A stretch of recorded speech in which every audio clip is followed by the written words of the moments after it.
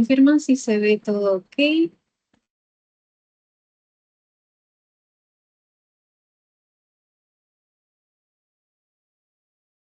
Sí, ok, perfecto. Bien, entonces, bueno, como les digo, hoy día vamos a ver cardiovascular y respiratorio. Cardiovascular, pues, uno de los temas más temidos de esta sección. Así que, sí, obviamente, la clase pasada estuvimos viendo placenta, ahora sí ya tenemos que enfocarnos full a organogénesis, o sea, de la semana 3 a la semana 8. ¿Y por qué empezamos con cardiovascular?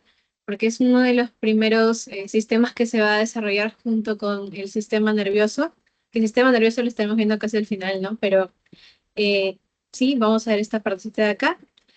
Y tenemos que hablar del desarrollo inicial del corazón, que pues, es el órgano más importante bueno, más característico de este sistema. Aquí tienen la imagen de un embrión, aunque no parezca, se están desarrollando miles de procesos en este de aquí. Sé que por ahora es un poquito difícil reconocerlo, pero van a ver que a medida que pasen las semanas, después van a ver la imagen de un embrión y pues van a saber reconocer qué sistemas se están desarrollando y en qué parte está cada uno, ¿no? Entonces, ahora sí, vamos a comenzar. Ya, preview, como saben, lo que siempre les voy a repetir a partir de ahora que vamos a ver este organogénesis, es que hay muchos sistemas que se están desarrollando a la vez y hay muchas cosas en el mismo sistema que también se están desarrollando a la vez. Entonces, aquí vamos a ver las cosas separadas, ¿no? Pero quiero que sepan que no es que esté pasando solamente eso, sino que es una interacción de varios sucesos que pues, tienen una influencia entre sí, ¿no? Entonces, al tanto con eso y también pues para cuando vayan conociendo cómo se desarrollan más sistemas, ténganlo en cuenta.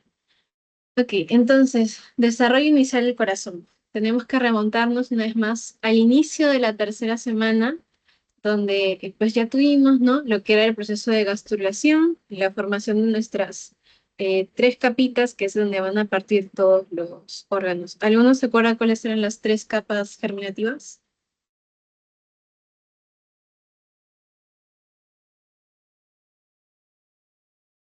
Endodermo, mesodermo y ectodermo. Exacto. Y la clase pasada, pues estábamos viendo un poquito, ¿no? De qué órgano parte de cada una de estas capas y habíamos dejado un poquito de lado al mesodermo lateral. Bueno, aquí van a ver que sí es importante porque el corazón, pues va a partir del mesodermo lateral, ¿no? Específicamente de dónde? De la hoja esplácnica del mesodermo lateral. Lo que si nos remontamos a la clase pasada, para ubicarnos, esta es una imagen zoom de las capitas y aquí es más o menos cómo se ubica lo que es el mesodermo, ¿no? Teníamos nuestro mesodermo paraxial, que era como la cabecita de un calamar, el intermedio, que es el cuellito, y las dos hojitas del librito, que son el mesodermo lateral, que es el que nos importa. La capa que está cercana al mesodermo, perdón, al saco vitelino, es la hoja visceral, que también se le conoce como esplácnica, ¿no? Entonces, bueno, aquí también lo tienen coloreado, sería de esta hojita de aquí, de donde parte el corazón, ¿ok? Entonces, entendiendo esto, ya podemos ver lo demás, ¿no? Primero ubicarnos en cómo está el embrión. Aquí pueden ver más o menos lo que es la línea primitiva, entonces ya saben que esto es la zona caudal, los piecitos, y la zona craneal es esta de aquí, ¿ok? Lo característico para señalar que inicia este proceso es la migración celular. Las células van a migrar desde la línea primitiva hasta la zona cefálica y van a formar, van a distribuirse como un imancito, como pueden observar en la imagen. Aquí también una imagen un poquito más rescatable, ¿ok? Y van a conformar lo que son campos cardiogénicos.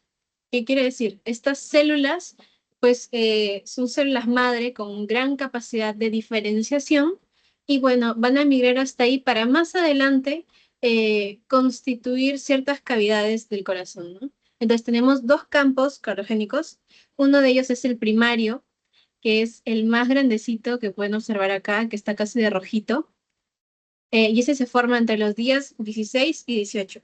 Y luego está el secundario, que es el que está de verde, que se forma entre los días 20 y 21. ¿Ok? ¿Por qué el campo carcinogénico primario es más grande? porque más adelante es el que va a conformar más estructuras. Aquí pueden ver más o menos todo lo que conforma, mientras que el campo cardiogénico secundario pues forma los infundíbulos de salida para que escapen las arterias del corazón, ¿no?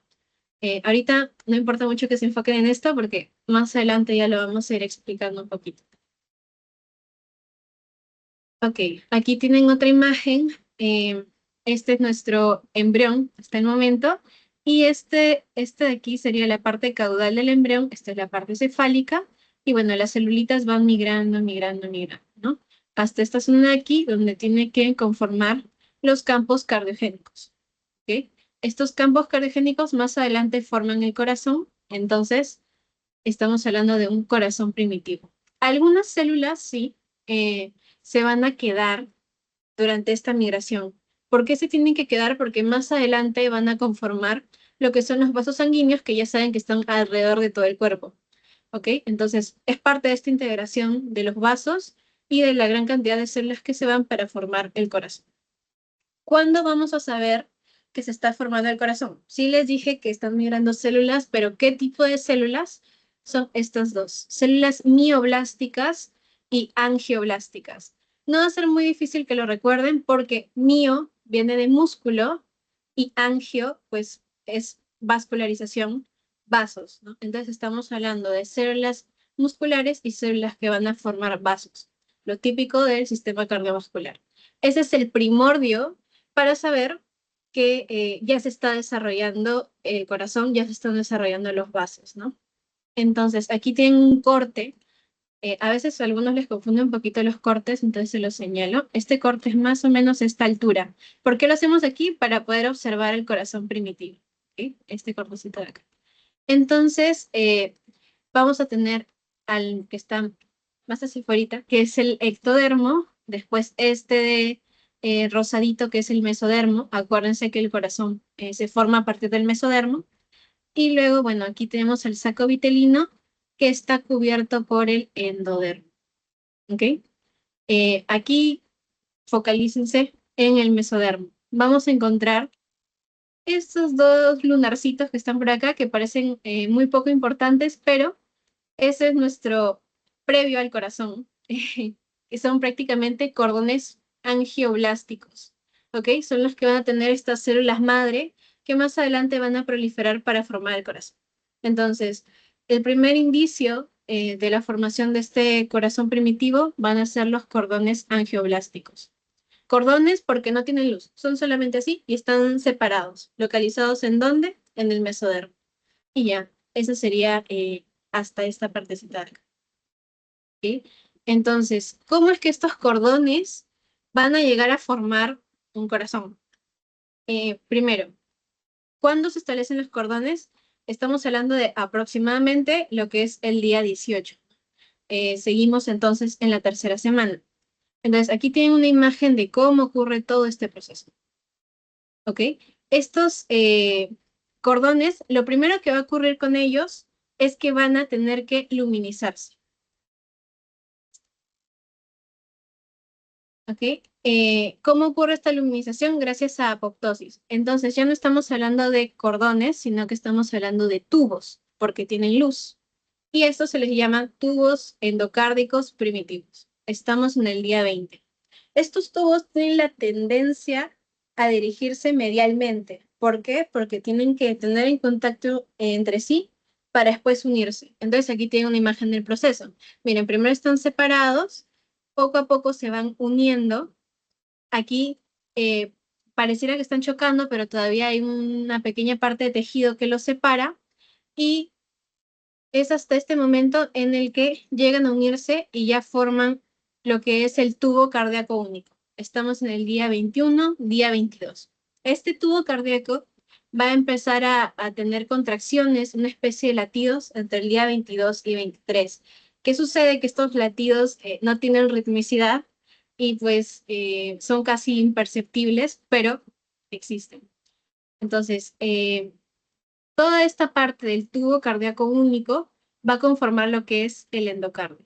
Ya lo conocen, sé que tienen fresquito anatomía. Entonces, perfecto. Y va a estar rodeado por un manto.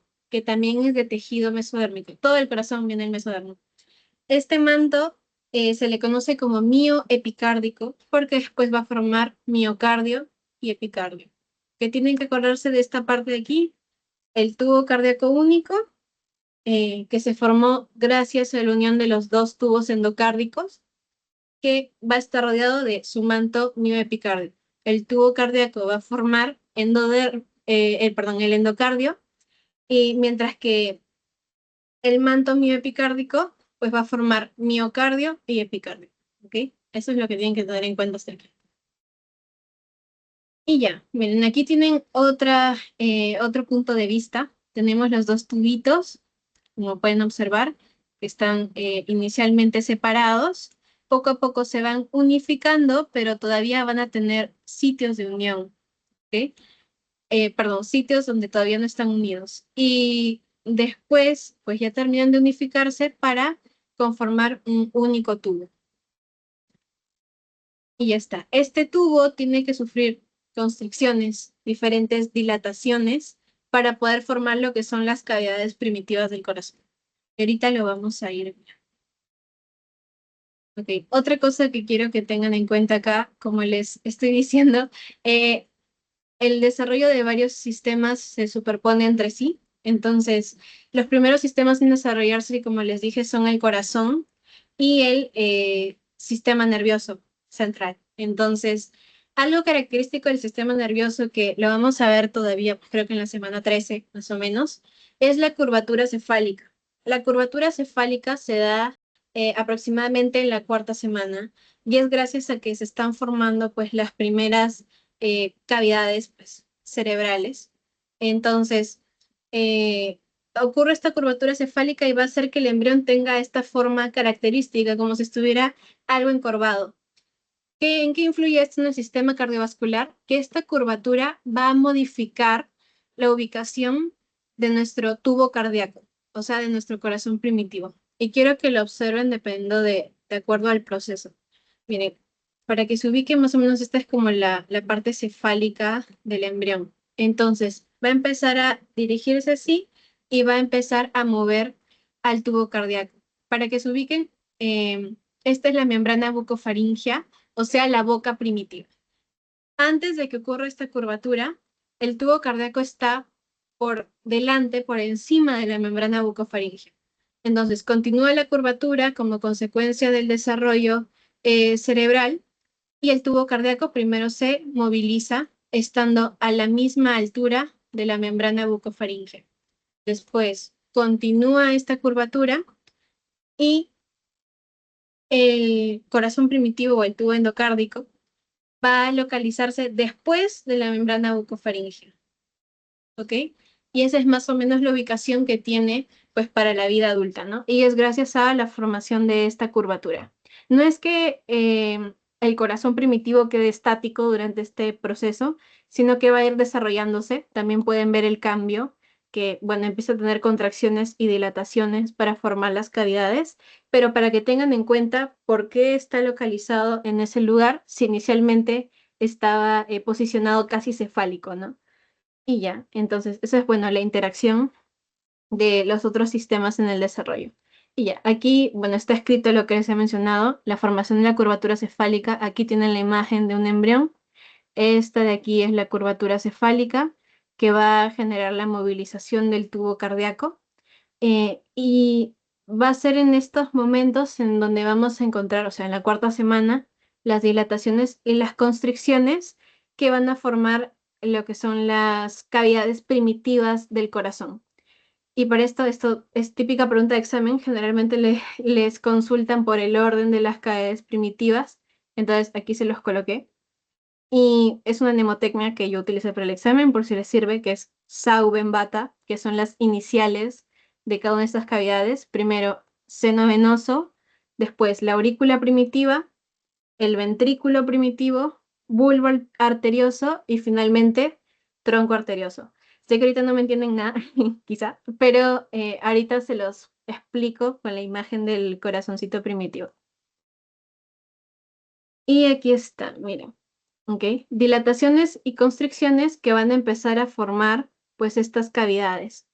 Aquí tenemos, bueno, más o menos inicialmente cómo se está viendo en esta que es la cuarta semana, el tubo cardíaco. Poco a poco empieza a moverse del lugar y va a terminar formando lo que es el asa bulboventricular, que bueno, si se dan cuenta parece una cita como de una taza, por eso se llama así, y se forma entre el día 23 hasta el día 28, o sea, en la cuarta semana más o menos. ¿Ok? ¿Qué va a ocurrir? El corazón toma una pequeña dirección hacia la derecha y eso es lo que va a dar su posición final, que seguramente han visto en anatomía que no es que el corazón esté súper derecho, sino que está ligeramente inclinado, prácticamente su punta apunta al lado izquierdo y eso también tiene una repercusión pues en los lóbulos pulmonares.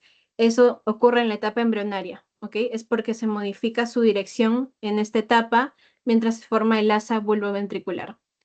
Ali, ¿dónde tiene importancia lo de las cavidades primitivas? Ahorita les explico para que se ubiquen, porque aquí solamente pareciera que el corazón es una masa X, pero poco a poco tiene que irse dividiendo para formar lo que será el corazón en la vida adulta, ¿no? Entonces, miren, más o menos esa es la dirección que toma el tubito, y acá, para que se ubiquen, eh, ok, primero tenemos la llenada de las venas, lo que va a ser el seno venoso, ok. Después tenemos lo que es la aurícula primitiva, luego sigue el ventrículo primitivo, luego viene el bulbo arterioso y finalmente el tronco arterioso, que es el que escapa. Ese es el orden de las cavidades y bueno, si se acuerdan es sau, ven, bata, ¿no? Seno venoso, aurícula primitiva, ventrículo primitivo, que todavía no podemos hablar de un derecho e izquierdo, aunque se lo señala aquí, todavía no está totalmente dividido, ahorita vamos a ver cómo se divide. Después viene el bulbo arterioso y el tronco arterioso. Del tronco arterioso es donde afuera van a escapar pues los vasos, los grandes vasos. Y ya, esto sería esta partecita de aquí.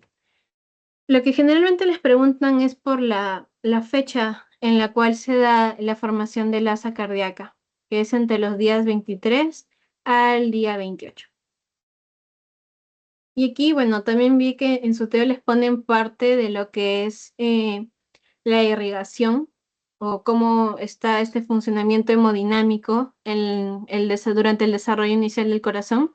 Entonces, bueno, aquí lo que les mencioné para que lo recuerden. Entre el día 22 a 23 sí tenemos latidos gracias a la formación del tubo cardíaco, sin embargo, son latidos irregulares, arrítmicos, casi imperceptibles. Sin embargo, a partir del día 28-30, o sea, después de que se formó el asa vulvoventricular, pues vamos a tener latidos que ya tienen cierta ritmicidad, están más coordinados y son unidireccionales. Y ya, más o menos algo así es como luce hemodinámicamente o a nivel cardiovascular el embrión en esta etapa.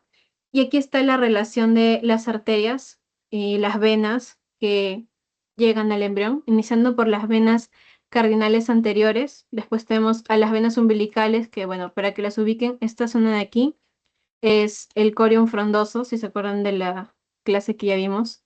El corium frondoso, de aquí, esta es la cara fetal de la placenta y parte lo que es el cordón umbilical con la arteria umbilical y la vena umbilical. Ya saben que la vena umbilical en este caso es la que pues nos va a traer el contenido, los nutrientes que necesita el embrión, mientras que la arteria es la que va a llevar los residuos de vuelta a la madre. Después tenemos las venas vitelinas. Este de aquí es el saco vitelino. Acuérdense que el saco vitelino pues está todo cubierto de lo que es el endodermo y en él vamos a encontrar pues las venas vitelinas y también las arterias vitelinas. Y ya, y bueno, después tenemos las venas cardinales anteriores y posteriores y en esta parte de aquí les coloqué en moradito a todos las cavidades primitivas del corazón, que bueno, de aquí más o menos también se pueden ubicar, sería seno venoso, aurícula primitiva, ventrículo primitivo, después se continúa con el bulbo arterioso, el tronco arterioso que escapa con el resto de las arterias, ¿no? Ese es más o menos el orden en el que está ubicado. ¿Por qué las coloqué de morado? Porque en este momento en el corazón fetal hay intercambio entre la sangre oxigenada y la sangre desoxigenada. Ya lo veremos más adelante, pero hay puntos en los que esta sangre va a llegar a combinarse, lo cual no es patológico, es algo totalmente normal esta etapa. Sería patológico si continúa ya para después del nacimiento. Entonces, por eso se los coloqué de morado, para que se acuerden de que necesariamente no es sangre oxigenada o desoxigenada. Después vamos a tener de dónde se continúan estas grandes cavidades. Y tenemos lo que son pues los sacos aórticos sumados con los arcos aórticos que pueden observar aquí en la imagen. Y ya. Y bueno, lo de salida que serían las arterias intersegmentarias, después la placenta con la arteria umbilical y bueno, lo que ya les mencioné, el saco vitelino con las arterias vitelinas. Eso es parte de todos los vasitos que pueden observar acá en la imagen. Ahora sí viene la parte, chicos, que sí les van a preguntar bastante y si tienen que recordar. Sé que se les va a hacer un poco más sencillo porque tienen fresco anato, me parece que recién hacen su examen, entonces mejor para que se acuerden un poquito de esto, ¿no? Ya pasamos tercera semana, parte de la cuarta semana, porque hemos visto la de la curvatura cefálica, la movilización, pero ahora vamos a hablar de cómo estas cavidades primitivas van a en sí transformarse en lo que es en la vida adulta el corazón, que ya saben que el corazón pues prácticamente es como dos sistemas en uno, o sea, tenemos un corazón derecho, un corazón izquierdo, y cada uno tiene su aurícula y ventrículo. Pero en esta parte, pues directamente estamos saliendo de un tubo. Entonces, ¿cómo es que esto llegó a ser como es para la vida adulta, ¿no? Y ya, es una serie de 3 procesos que pueden observar aquí. Primero, división del conducto aurículo-ventricular, después división de aurícula primitiva en derecha e izquierda, y luego división de ventrículo primitivo en derecho e izquierdo. Em, entonces vamos a comenzar con la división del conducto aurículo-ventricular. Como les estaba hablando bueno, de la mnemotecnia, ¿no? Sauben-Bata, pueden ver que prácticamente el corazón, todo está conectado entre sí, no hay puntos que separen otros. Entonces, vamos a hablar en este momento de cómo se va a cortar un poco esta comunicación entre la aurícula primitiva y el ventrículo primitivo. Y aquí tienen más o menos una imagen. Miren, acuérdense de la mnemotecnia, les va a servir. Tenemos el seno venoso, después tenemos a la aurícula. Este de aquí pues vendría a ser nuestro ventrículo. Luego viene el bulbo arterioso y el tronco arterioso, ¿no? ¿Quiénes nos importan ahorita? Aurícula y ventrículo. Este de aquí y este de acá. ¿Ok? Como pueden ver, hay una comunicación entre ellos. La sangre puede fluir tranquilamente entre ellos. Y a ese punto de comunicación lo llamamos conducto aurículo-ventricular. De lo que se va a encargar el desarrollo embrionario es de dividir ese conducto aurículo-ventricular. ¿Y cómo lo va a lograr? Por medio de crecimiento mesodérmico. Miren, observen esta imagen de acá.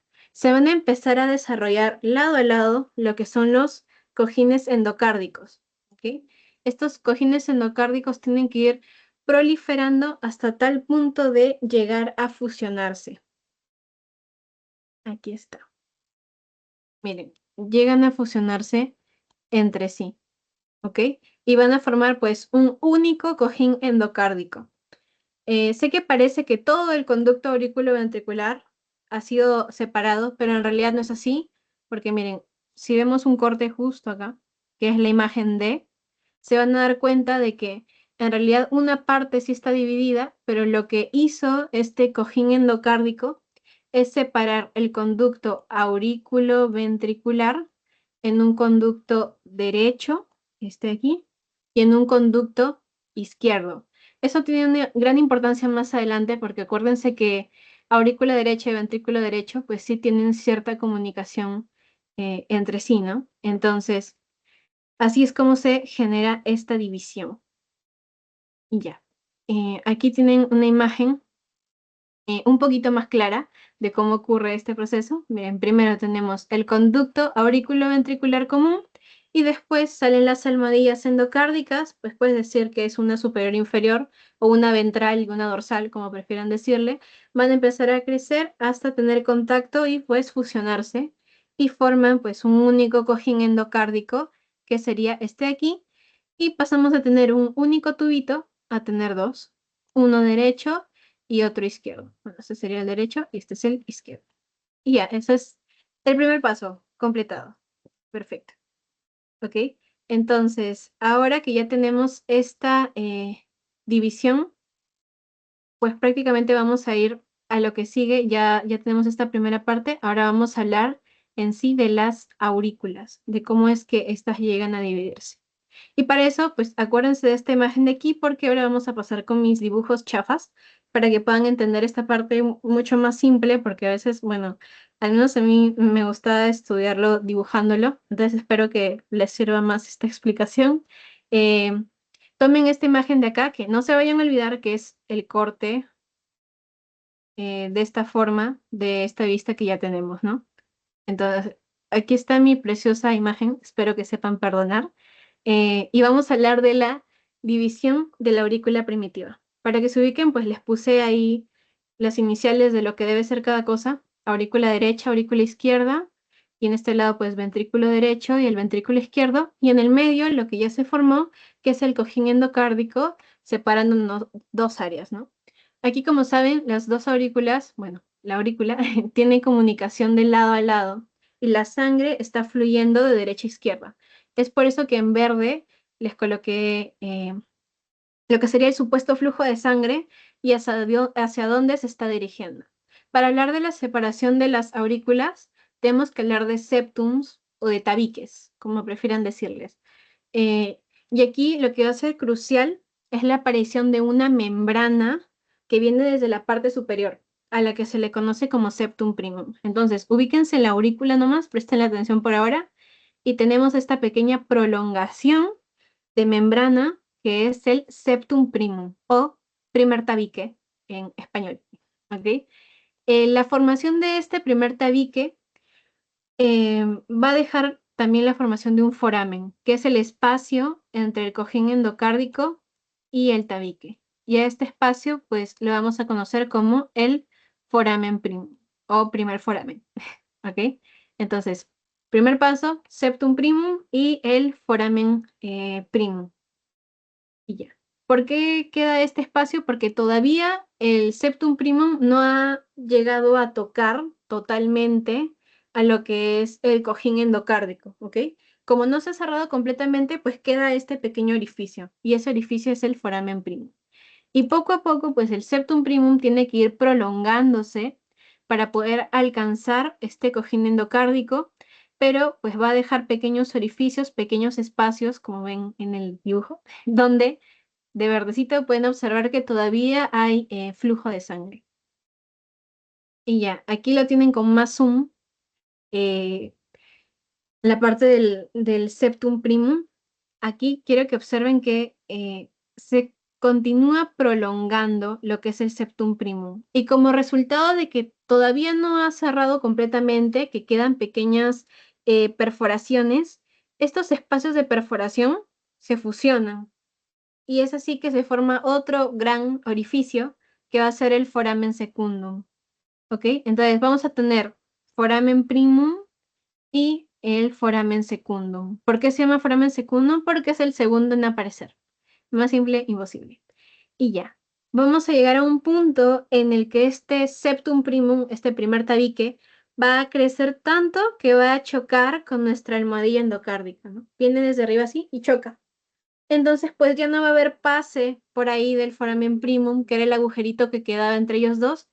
Así que ahí nos vamos a olvidar de él por completo. Miren, aquí aparecía, aquí ya no.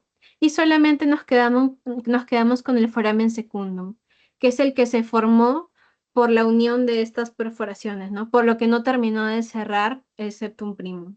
Y ya, una vez que nuestro septum primum haya chocado por completo, con nuestro cojín endocárdico, pues ya podemos hablar de que ya se constituyó adecuadamente el primer tabique, que es este aquí de rojito, a pesar de que dejó pues el espacio del foramen secundum. Ahora sí, continuamos. Miren, si se dieron cuenta, si vieron bien la imagen, se van a dar cuenta de que en la parte superior de la aurícula nuevamente está creciendo algo, ¿ok? Entonces, ¿cómo se llama esta otra prolongación de membrana? El septum secundum. ¿Por qué septum secundum? Porque apareció segundo. O segundo tabique, si prefieren decirlo en español, que no pasa nada porque es lo mismo, ¿ok? Entonces, este también, al igual que el proceso del septum primum, va a empezar a crecer, igual dejando unos pequeños espacios, ¿no? Unos agujeros. Entonces crece y tiene que llegar a prolongarse, pero lo que sí va a persistir hasta este momento es el foramen secundum, que pues a pesar de que está creciendo lo atraviesa y también va a atravesar al septum primum, ¿ok? Entonces va a haber un momento en el que a este foramen secundum le vamos a cambiar de nombre y lo vamos a llamar foramen oval, que es lo mismo. Del foramen secundum parte el foramen oval, es solo un cambio de nombre. Lo que sí va a continuar, si se dan cuenta, es el crecimiento del septum secundum, ¿ok? Entonces aquí ya estamos casi en los pasos finales. Miren, si se dan cuenta, en la parte superior va a continuar creciendo el septum secundum y es como si el septum primum solamente en la parte inferior.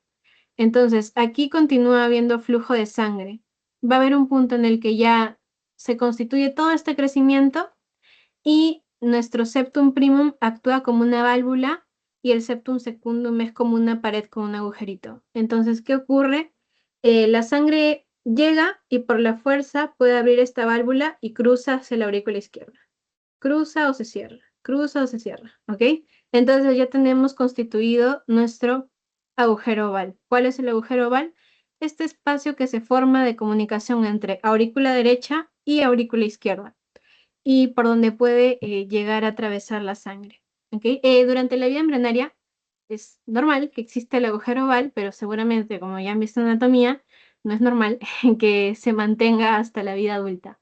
Después del nacimiento, este tiene que cerrarse porque ya no debe haber comunicación entre aurícula derecha y aurícula izquierda. Y ya, eso es parte del proceso. En resumen, ¿quién actúa como cada cosa?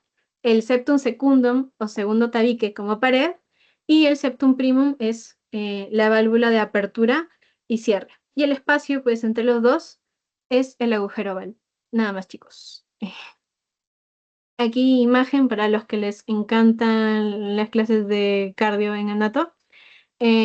Seguramente si han visto las muestras, pues quizá alguno de sus doctores de práctica les ha señalado una parte un poquito peculiar de las aurículas, si lo ven desde la aurícula derecha o desde la aurícula izquierda, que es la fosa oval, que es esta de aquí. ¿Ok? Esta fosa oval es el rezago de esta comunicación entre aurículas, o sea, el rezago del agujero oval.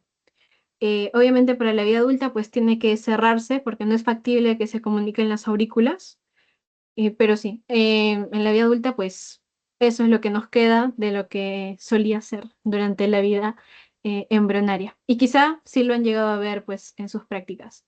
¿Ok? Entonces, bueno, esa es la explicación de cómo se llegan a dividir las aurículas.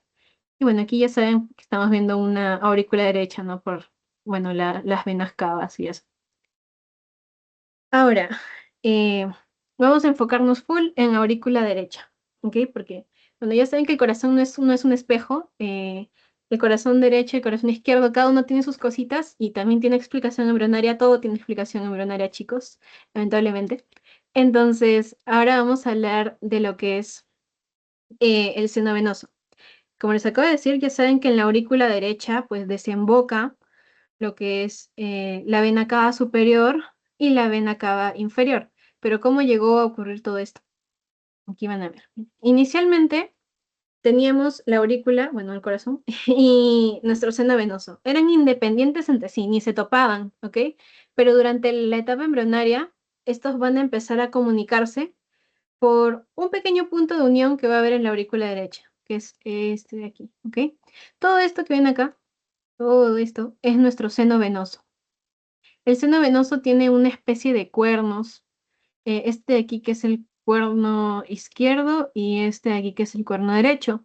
Cada cuerno va por su cuenta, ¿ok? No es que crezcan igual, sino que lo opuesto prácticamente. Mientras que el cuerno izquierdo va a ir decreciendo, el cuerno derecho va a ir aumentando su tamaño y va a tratar de incorporarse más y más en la aurícula derecha. ¿Ok?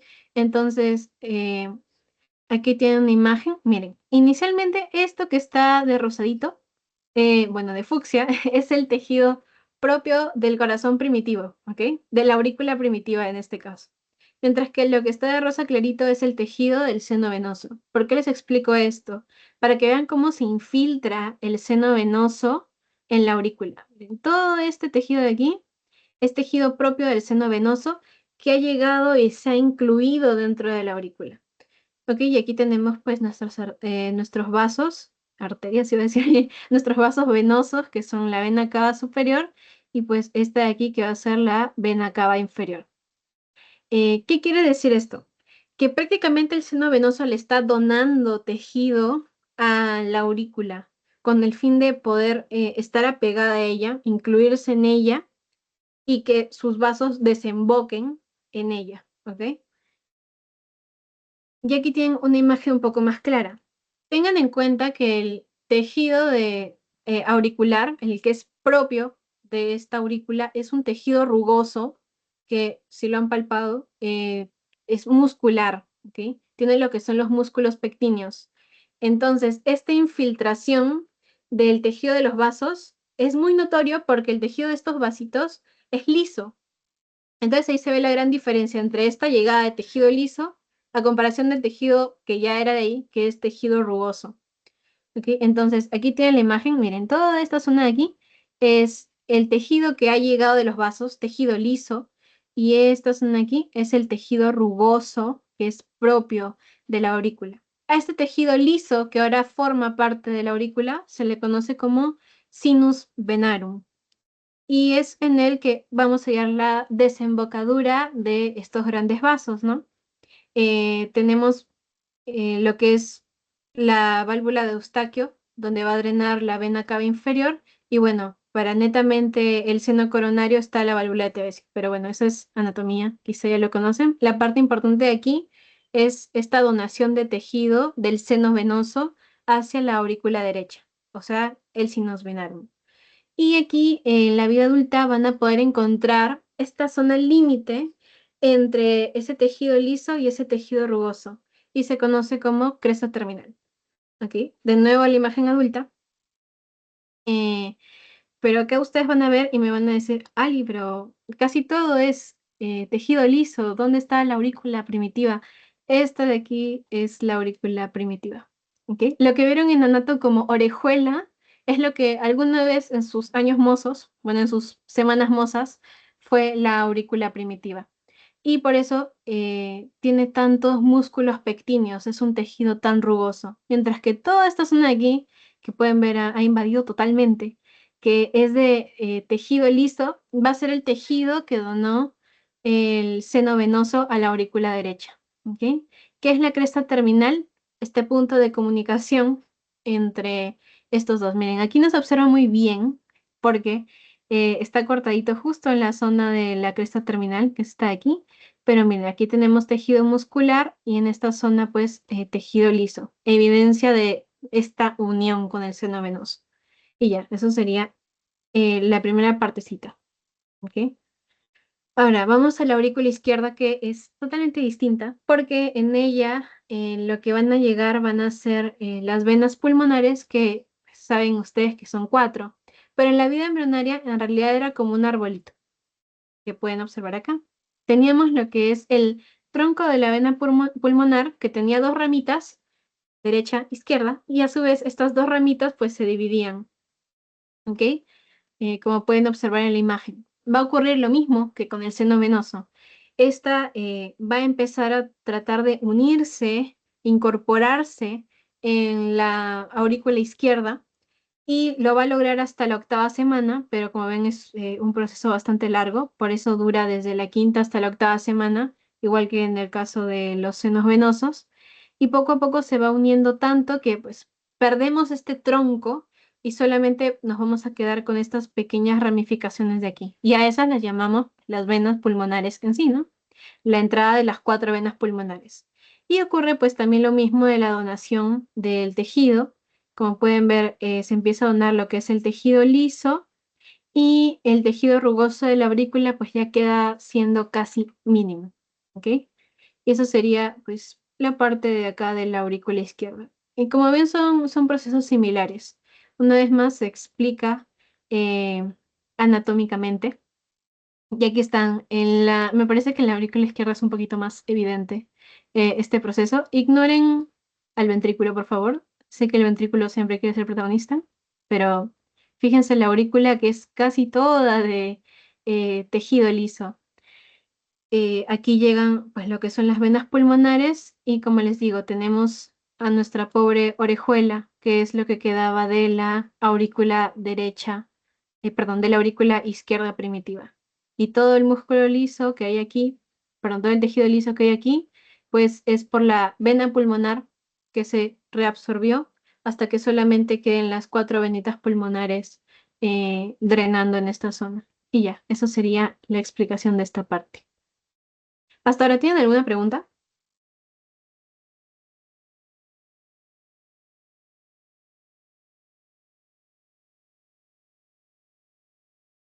¿Tienen alguna duda con esta parte de, o sea, de las aurículas y eso?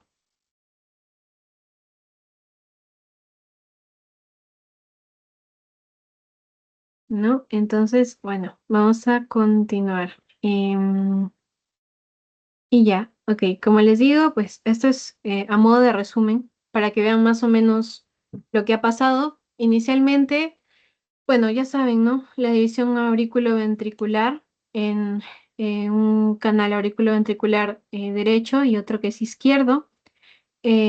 Tenemos nuestras aurículas, miren aquí la unión del seno venoso, que es lo que nos va a aportar este tejido, que va a ser tejido liso, y después en la aurícula izquierda la unión de las venas pulmonares, que también nos va a aportar eh, tejido liso. Después tenemos a nuestro septum secundum y a nuestro septum primum como válvula para lo que es el foramen oval. Y ese será el resumen de la primera parte. Hasta este momento, hasta donde hemos avanzado, pues así es como más o menos, según mi dibujo, se deberían visualizar las aurículas. Y ya, entonces aquí como ven los checks, ya tenemos la división de la aurícula primitiva. Falta ver la división del ventrículo primitivo, que tengan en cuenta que pues todo ocurre simultáneamente. Entonces, así como están viendo acá arribita, que tenemos pues la parte de la formación de lo que es el foramen oval y el septum secundum, pues aquí vamos a tener también el desarrollo de lo que es los ventrículos, bueno, el ventrículo primitivo, para que pase a ser ventrículo derecho y ventrículo izquierdo. Y ya, ¿cómo se llegan a separar primero el ventrículo derecho y el ventrículo izquierdo? Por la formación de este tabique, ¿ok? El tabique interventricular. Este tabique es prácticamente una prolongación, una cresta de músculo que parte desde la zona inferior de los ventrículos y una vez más, ¿a dónde quiere llegar? A la almohadilla endocárdica. Entonces va a ir creciendo así y dividiendo ventrículo derecho de ventrículo izquierdo. Pero ¿qué sucede? No llega totalmente a lo que es la almohadilla endocárdica. Queda todavía un pequeño espacio. Y para solapar ese ligero espacio que queda, em, va a haber una prolongación membranosa, ¿ok? Eh, que es tejido subendocárdico que prácticamente va a llenar ese pedazo. Este de aquí es la prolongación membranosa del tabique interventricular. Entonces vamos a tener que este tabique va a estar conformado por una porción muscular y por una porción membranosa, que es la que lo comunica con la almohadilla endocárdica, bueno, con el cojín endocárdico. Y aquí tienen pues la imagen un poquito más clara con zoom. Teníamos ventrículo primitivo, se empieza a prolongar esta cresta muscular, no llega totalmente a chocar con nuestro cojín endocárdico. Es por eso que vamos a tener esta prolongación membranosa, que es la que va a cerrar por completo este orificio. y ya está. Eso sería la primera parte de aquí. ¿Con qué grandes vasos se va a relacionar cada uno? Bueno, el ventrículo derecho se va a relacionar, ahorita vamos a ver cómo, con lo que es la arteria pulmonar, mientras que el ventrículo izquierdo con la famosísima aorta, ¿ok? Gracias a qué puede ocurrir esta diferenciación a la formación de este tabique. Entonces, ¿qué les pueden preguntar en su examen? La típica pregunta es cómo está conformado. Y ya saben que es por tejido membranoso y por tejido muscular, pero el tejido muscular va a conformar la mayor parte. ¿Ok? Y ya, eso sería esta partecita de la división del ventrículo, que como ven es un poquito más simple que en el caso de la aurícula, que funciona como una válvula. Ok, aquí tienen más imágenes para que vean ya, por así decirlo, unidos los dos procesos. Primero tienen lo que es la división eh, auricular. Ya saben que se va a dar gracias a la formación del septum primum, después el septum secundum y queda el agujero oval que va a abrir este septum primum. Funciona como una válvula y que es normal durante la etapa embrionaria, la etapa fetal, pero en la vida adulta ya no debe, bueno, en el nacimiento ya no debe existir. Después tenemos los ventrículos, que inicialmente era una sola cavidad, y bueno, gracias al crecimiento muscular van a irse dividiendo. La cresta muscular no llega a chocar al cojín, es por eso que se forma pues este tejido membranoso que va a terminar de separarlos. Y aquí tienen la imagen, miren, la prolongación de la cresta muscular, después que se une con el tejido membranoso, y ya tenemos bien dividido nuestro ventrículo derecho de nuestro ventrículo izquierdo. Igualmente, aquí tienen la imagen de cómo se va formando el septum primum y cómo después este va a actuar como una válvula. Miren, aquí está el agujero oval. Y ya está, eso sería más o menos esta partecita de aquí. Ok, uy, acá repetí la imagen. Bueno, ahora vamos a hablar de regulación molecular. Es una parte bastante pequeña, pero se les mencionan varios, entonces por eso se los coloqué igual. Primero, tenemos el NKX2.5, que de todos los que le voy a hablar ahorita es el que más tienen que recordar, porque es el gen principal que se va a encargar de lo que es el desarrollo cardíaco. Después, para la formación del asa cardíaca, o sea, esta dirección a la derecha que tomaba el tubo, eh, o sea, del asa bulboventricular, vamos a tener que hablar de regulación molecular por el gen PIT-X2. Luego, para tabicamiento, la formación del tabique interventricular, necesitamos del gen TBX5. Y por último, para la diferenciación de ventrículos y su expansión, porque esos tienen un mayor tamaño que las aurículas, necesitamos de los genes HANT1 y del HANT2. Ahora, esta parte de aquí también se las mencionaban. Tenemos unas proteínas que son las WNT. Estas WNT, en especial la 3A y las 8, van a inhibir el desarrollo cardíaco. No van a permitir que se forme el corazón. Es por eso que tienen que tener dos inhibidores, que son el Crescent y el Cerberus. ¿Ok?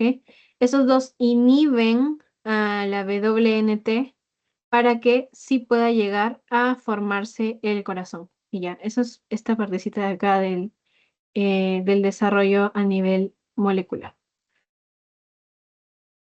Ahora ya vimos división auriculoventricular, división de aurícula, división de ventrículo, y tenemos que hablar de bulbo arterioso y el tronco arterioso, que son pues las cavidades que hasta ahorita hemos ignorado un poquito. Entonces, em, ¿cómo llegan a separarse el bulbo arterioso y el tronco arterioso?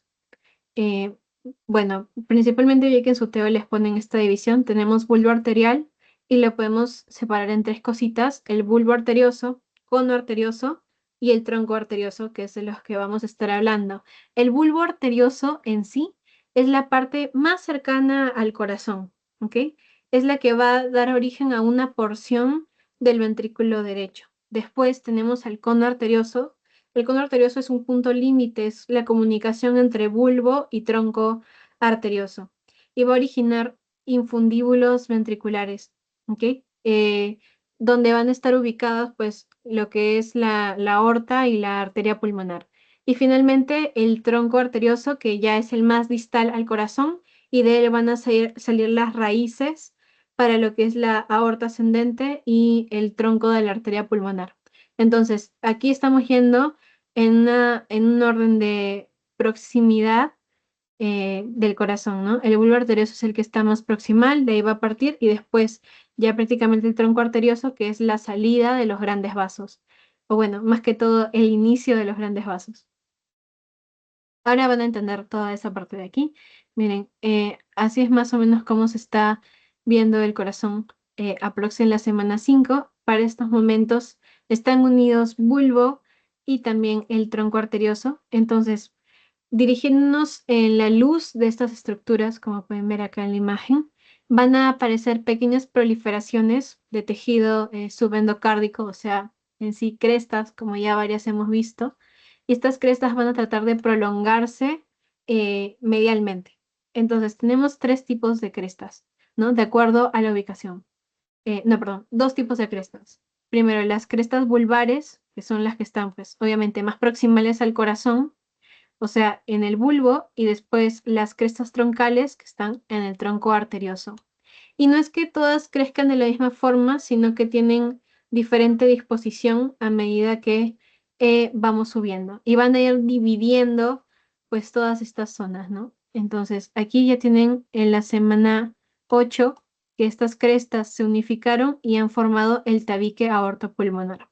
Y lo que quiero que entiendan en esta parte de disposición es que sí, las crestas proliferaron, pero no es que el tubo sea así y las crestas dividieron de esta forma, sino que tienen una división algo helicoidal, digamos, ¿ok? Entonces, aquí pueden tener la ubicación, cómo está el tabique aortopulmonar, dependiendo de la zona que realicemos el corte. Si lo hacemos en esta zona de aquí, pues el tabique va a estar así.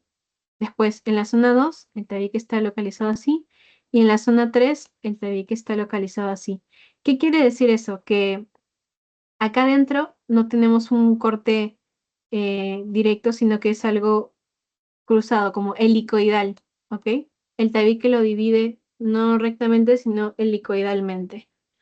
Y ya, ahorita lo van a entender mucho mejor, ¿ok? Bueno, aquí está.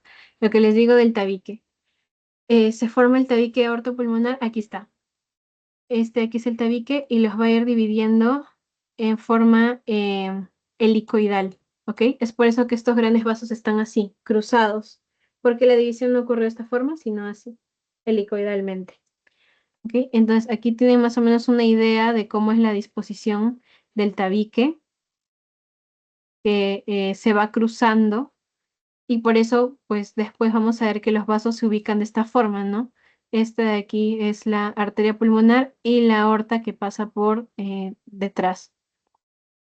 Y ya está. Y también es en esta semana, en la semana 8, que vamos a tener la incorporación de estos vasos a los ventrículos. En este caso, al ventrículo derecho, pues llega lo que es la aorta, más bien sale la aorta, y en el ventrículo izquierdo, el tronco pulmonar.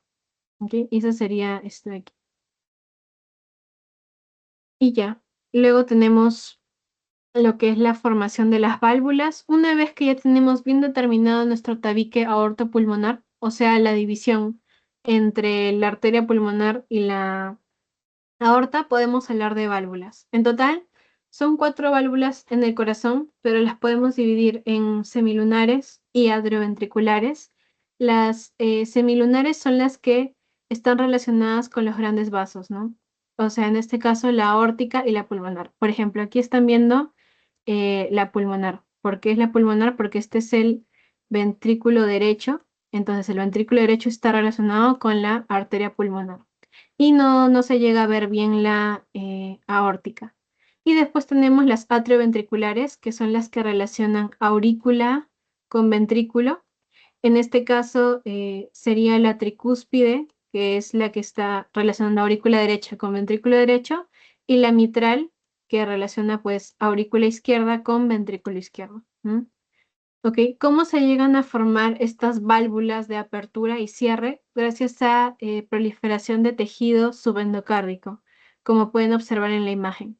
En total se llegan a formar lo que son 3 prominencias que van prolongándose para formar estas especies de bolsitas valvas que pueden abrirse y cerrarse y se unen con una especie de, como si fueran hilos o cuerditas, hasta el músculo. ¿Ok? Y son las que van a permitir o negar el paso de sangre. Aquí está la imagen del proceso de formación, iniciando con las válvulas semilunares. Como les digo, proliferación de tejido endocárdico, va aumentando el tejido hasta que se genera la división total y en ellas vamos a tener bolsitas. ¿Ok? Y ya, y luego tenemos, bueno, las atrioventriculares, que alrededor del conducto auriculoventricular se forman estas prolongaciones. En el caso de la comunicación aurícula derecha, ventrículo izquierdo, pues es tricúspide porque van a haber 3 bolsitas, y en el caso de aurícula izquierda con ventrículo izquierdo, pues es mitral porque van a haber 2 bolsitas. Ahora, los arcos aórticos. Como estamos viendo en la imagen, el bulbo arterioso en su porción más proximal, más cercana al corazón, va a contribuir a lo que es la formación del ventrículo, ¿ok? Porque está más cercano al ventrículo. Aquí. Y ya, eso es la parte importante del bulbo arterioso. Después, de quien tenemos que hablar en sí para hablar de arcos aórticos es del tronco arterioso, porque el tronco arterioso se va a continuar con el saco aórtico, como pueden ver aquí, y después de este saco aórtico salen todas estas ramificaciones para la irrigación embrionaria, que son los arcos aórticos. Estos arcos aórticos también se relacionan con las aortas dorsales y van a al final formar lo que es la aorta dorsal única. Aquí tienen, pues, cómo es el proceso, ¿no? Y lo pueden observar también en la imagen. Empezamos con el saco aórtico, que es este de aquí, que sale del tronco arterioso. Luego tenemos lo que son los arcos aórticos, que en total son 6 pares. ¿Ok? Son 3 anteriores y 3 posteriores. Y estos llegan hasta la aorta dorsal. Y al final, la unión de las aortas dorsales derecha e izquierda nos dan la aorta dorsal única. Eso sería el desarrollo de arcos aórticos. Ahora, de estos arcos, en la vida adulta van a partir diferentes arterias importantes, ¿no? De cada uno de los pares. Y aquí tienen en la imagen, pues, el resumen de qué parte de cada uno. Inicialmente, el primer par, como es un par cefálico, vamos a tener lo que son las arterias maxilares y arterias carótidas externas, ¿ok? Que son las más mediales, seguramente ya lo han visto en anatomía. Em, a ver, ya. En este caso, este de aquí sería la carótida externa. Después tenemos el segundo par, que nos va a dar arterias de mucho menor tamaño, en este caso las hioideas y las estapedias. Después, tercer par, la carótida común y luego la carótida interna, que es esta de aquí, y la carótida común. Después, el cuarto par, del lado izquierdo, nos da el arco aórtico, o el callado aórtico, como prefieran decirle, y del lado derecho nos da la subclavia derecha. ¿Ok? Luego tenemos el quinto par, que esto sí he visto que lo preguntan, no tanto qué parte de cada par, sino más que todo porque es el único que es diferente. En la vida adulta no vamos a ver ningún rezago del quinto par, porque es rudimentario, netamente de la vida intrauterina, después ya no va a quedar nada de él. Y finalmente el sexto par, que del lado izquierdo nos da la arteria pulmonar izquierda y el conducto arterioso, que el conducto arterioso es una, a ver, aquí les voy a hacer zoom. Ya miren. aquí tenemos lo que es la aorta y esta es la arteria pulmonar. Entonces, el conducto arterioso, seguro lo han visto en anato como el ligamento interóseo, que yo me acuerdo que será fija de examen práctico, es esta pequeña comunicación entre la aorta y entre la arteria pulmonar. Es algo netamente de la vida intrauterina. En el adulto no debe persistir el conducto arterioso porque implica una comunicación sanguínea de estos dos vasos, lo cual no debe ocurrir. Entonces, este de aquí, pues, es el conducto arterioso y ya saben que es propio del sexto par. Y después, bueno, del lado derecho, la arteria pulmonar derecha, porque del lado izquierdo, pues tenemos a la izquierda. Y ya, esos serían todos los derivados.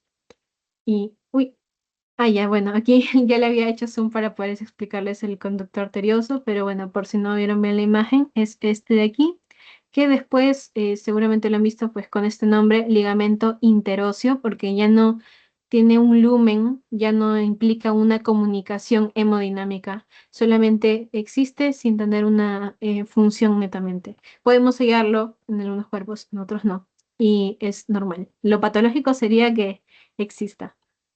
Ok, entonces, ahora vamos a hablar de lo que es circulación venosa. Aquí vi que les pusieron tres términos. No sé si se los destacaron en teoría, pero se los explico. Primero, tenemos lo que es la vasculogénesis. La vasculogénesis es cuando se forman vasos sanguíneos a partir de coalescencia de angioblastos, ¿ok? ¿Qué quiere decir? La formación de grandes vasos de pues estas celulitas, ¿no? De los angioblastos, como por ejemplo, ¿cuáles? Vasos como las aortas dorsales, la aorta dorsal única, que son vasos de gran calibre. Después tenemos la angiogénesis. La angiogénesis es que se formen vasos de otros vasos sanguíneos que ya existían. O sea, por ejemplo, que de la aorta dorsal parta una ramificación. Eso sería angiogénesis. Y ya, ¿y quién se va a encargar de regular genéticamente la formación de estos vasos? El VEGF, que es el factor de crecimiento endotelial vascular. ¿Ok? No he visto que se los pregunten, pero se los menciono porque está en su tema. Y ya, esa sería la principal diferencia. Vasculogénesis, grandes vasos a partir de angioblastos y angiogénesis, ramificaciones de grandes vasos. Y aquí les puse el orden de la parte de la circulación venosa, partiendo desde la cuarta semana eh, hasta la octava semana más o menos. Inicialmente, bueno, en la cuarta semana de las venas que más vamos a hablar es las que les mencioné casi al inicio, vitelinas, umbilicales, que son oxigenadas, y las cardinales. Estas van a llegar hasta el seno venoso a drenar sangre procedente del embrión. Bueno, en este caso las venas umbilicales prácticamente pues procedente de la placenta, ¿no? Y ya. em, y las venas vitelinas pues simplemente pues parten de lo que es el saco vitelino del lado derecho del saco y también del lado izquierdo. Nada más, solamente para la cuarta semana tenemos simplificado este sistema, estos tres. En la quinta y séptima semana ya hay un cambio, hay otros sistemas venosos, especialmente en la zona inferior del embrión. En este caso tenemos venas subcardinales, supracardinales y sacrocardinales, que son modificaciones de las venas cardinales en sí.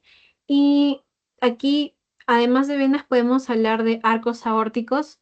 Como les digo, los arcos aórticos empiezan a sufrir modificaciones para formar todos los derivados de arterias que ya les he mencionado. Y luego, pues, entre la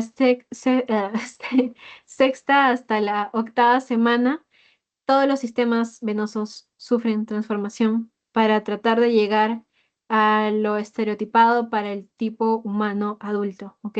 Aquí ya vemos todos los cambios en los arcos aórticos de pasar de un sistema tan simple como el de la cuarta semana, donde solo hablábamos de tres tipos de venas, a pasar a la disposición adulta que ya cada órgano tiene su propia irrigación y también, bueno, seguramente ya saben que cada arteria y vena tiene su propia distribución, el tejido al cual tienen que irrigar, que bueno, eso es característico de la distribución adulta. Y ya, eso sería. ¿Por qué? ocurre bueno, sexta hasta la octava semana, o séptima hasta la octava semana, porque ahí estamos finalizando la organogénesis. Entonces, la mayoría de sistemas ya están adecuadamente dispuestos para lo que es la etapa fetal, que es de la novena semana en adelante. Entonces, en la vida fetal solamente hablamos de crecimiento de sistemas, ya no hay tantos cambios como en la etapa embrionaria. Es por eso que para antes de llegar al periodo fetal, ya tenemos que tener esta disposición tipo adulto, tanto en los órganos como en el sistema cardiovascular, los vasos, o sea, en la irrigación. Ok, entonces, venas que deben recordar, las más típicas, vitelinas, umbilicales y las venas cardinales.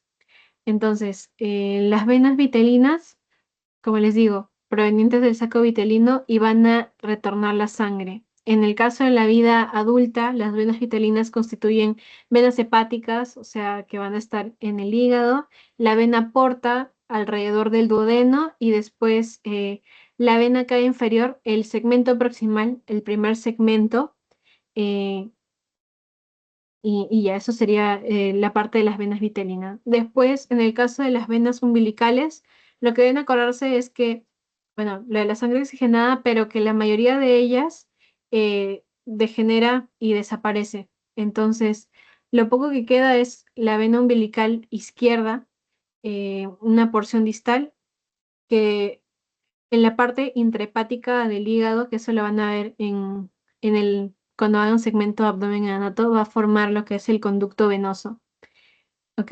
Eso en la vida intrauterina. Después del nacimiento, pues esta vena umbilical forma el ligamento teres, o también conocido como el ligamento redondo, y bueno, el conducto venoso, que también pasa a llamarse lo que es ligamento venoso. Si no se ubican, porque eso es anatomía de abdomen, del hígado, este es nuestro precioso hígado. Y este de aquí que cuelga, que parece que no tiene función, es el ligamento teres o el ligamento redondo. Eso es lo que quedó de la vena umbilical. Y ya, eso sería esa partecita de aquí. Y bueno, después tenemos las venas cardinales. En el caso de las venas cardinales, pues tenemos todo lo que es un sistema de drenaje. Miren, tenemos una vena cardinal anterior y una vena cardinal posterior, las cuales al unirse van a formar la vena cardinal común y bueno, después esta drena en lo que es el seno venoso. Eso es en la etapa embrionaria. Pero después del nacimiento, cada una va a formar algo. La vena cardinal anterior forma la vena brachiocefálica izquierda y la vena cava superior, mientras que la posterior va a formar la raíz de la ácigos, que bueno, eso también creo que ya la han visto en tórax, y las venas ilíacas comunes, ¿ok? Que son las que van a traer todos los desechos de los miembros inferiores. Y ya está, aquí tienen más acerca de las venas cardinales. Como saben, pues en la quinta y séptima semana vamos a tener diferentes tipos de venas cardinales, subcardinales, sacrocardinales y supracardinales, dependiendo de su ubicación. De cada una va a partir algo. De las subcardinales, el tronco de la vena renal izquierda, venas suprarrenales, venas gonadales, dependiendo si es varón o mujer, o sea, puede ser para ovarios o para testículos y la vena cava inferior, su segundo segmento. Después de las sacrocardinales, la vena ilíaca común izquierda y la vena cava inferior, tercer segmento, el que es mucho más distal. Y de las supracardinales, la ácigos y la hemiácigos. Ok, entonces, ¿qué les pueden llegar a preguntar de acá? Porque sé que es bastante, no les digo que memoricen cada una de las derivaciones, sino quizá lo que vendría a ser de los grandes vasos, ¿no? O sea, de la vena cava inferior. Lo que les pueden preguntar es que, por ejemplo, aquí les puse dos planteamientos, ¿no? ¿Cuáles son las venas de la circulación venosa embrionaria que dan origen a la vena cava inferior? Y es justo lo que les acabo de mencionar. En el caso a nivel hepático, renal y sacrocardinal, vamos a tener las tres porciones, ¿no? Primera porción, segunda porción y tercera porción, ¿ok? La primera porción la van a dar las venas vitelinas.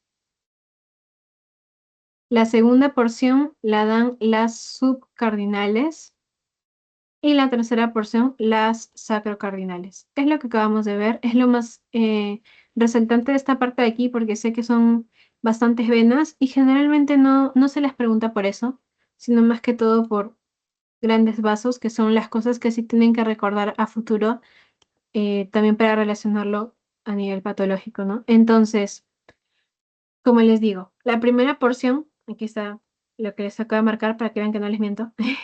eh, Vamos a tener la vena cava inferior, primer segmento, en las venas vitelinas. Después, en el caso de las venas subcardinales, el segundo segmento de la vena cava inferior y las sacrocardinales, el tercer segmento de la vena cava inferior.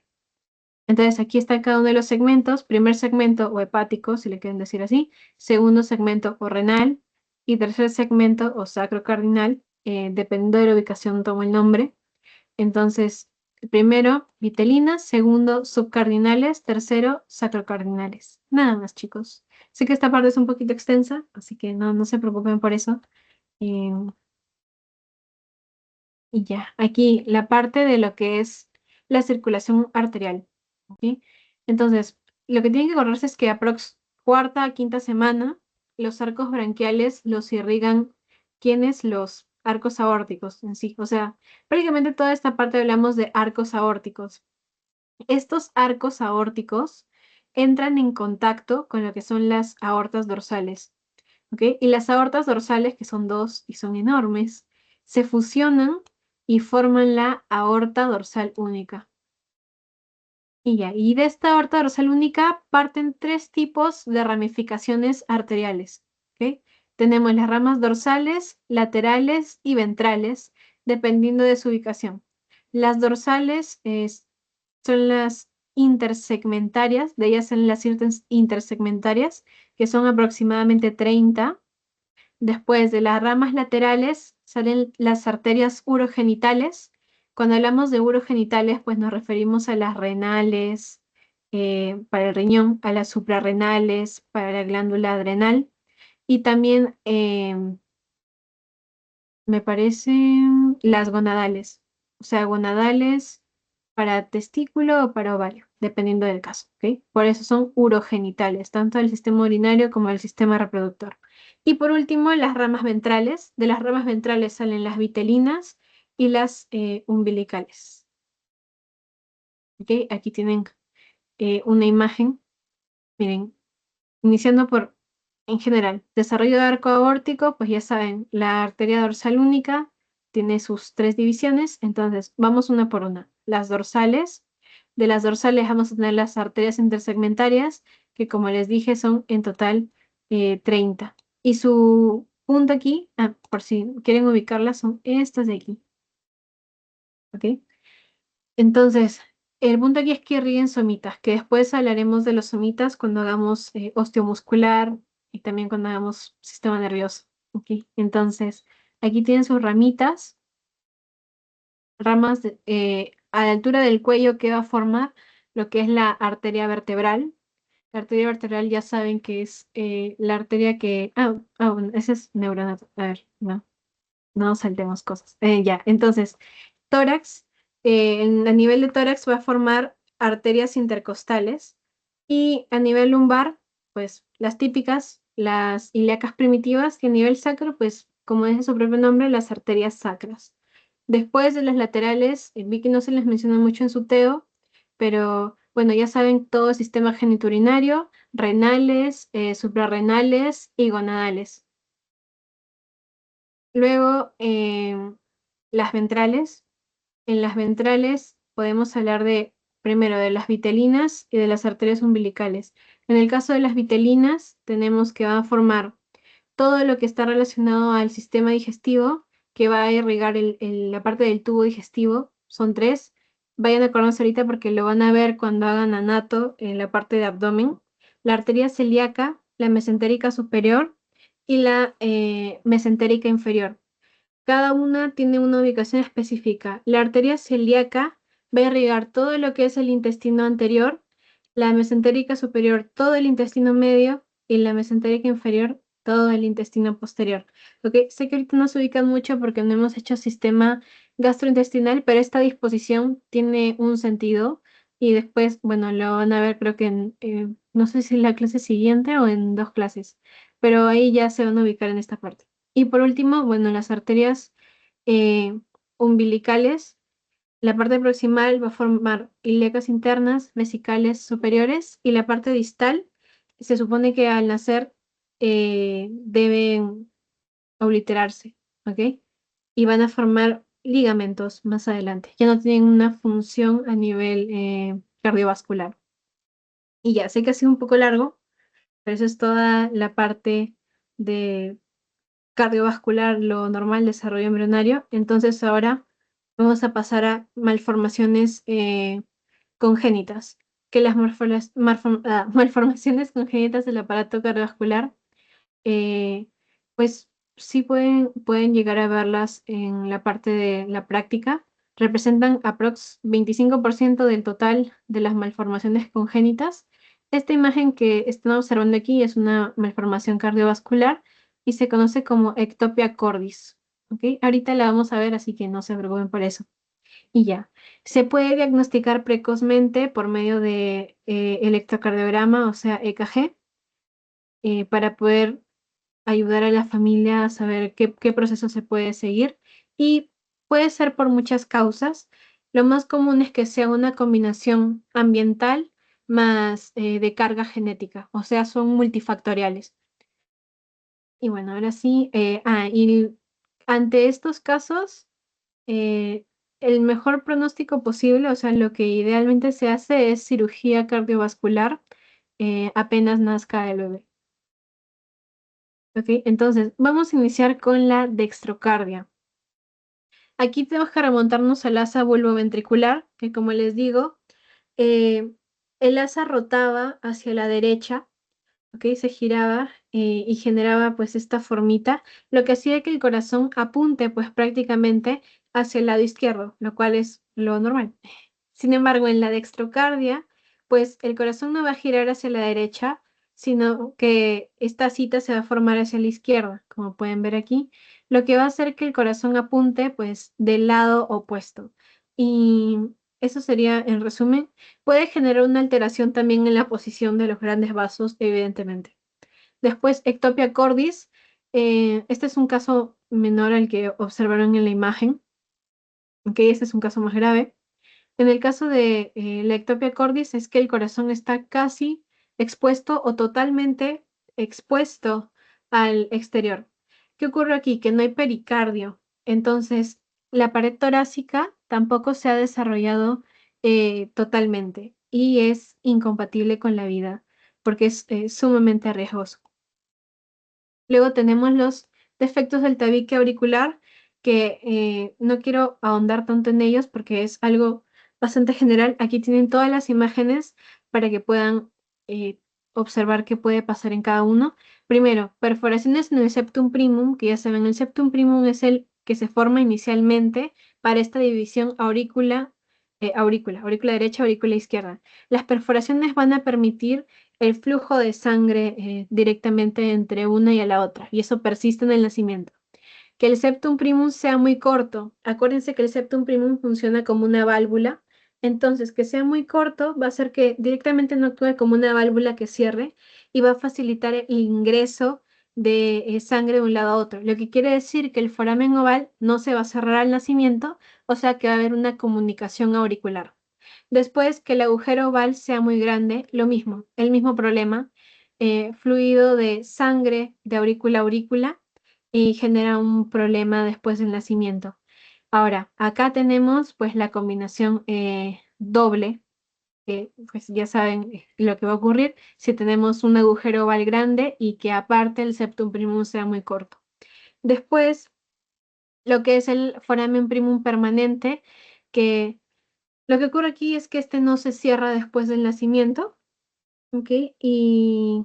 Ah, no, perdón, foramen primum permanente. Lo que ocurre aquí, me adelanté al foramen oval. El foramen primum permanente nos quiere decir que el septum primum no llegó a cerrar totalmente la zona al momento de llegar a lo que era el cojín endocárdico. Acuérdense que el foramen primum iba creciendo desde arriba hacia abajo. Después cerraba pues esta zona de aquí.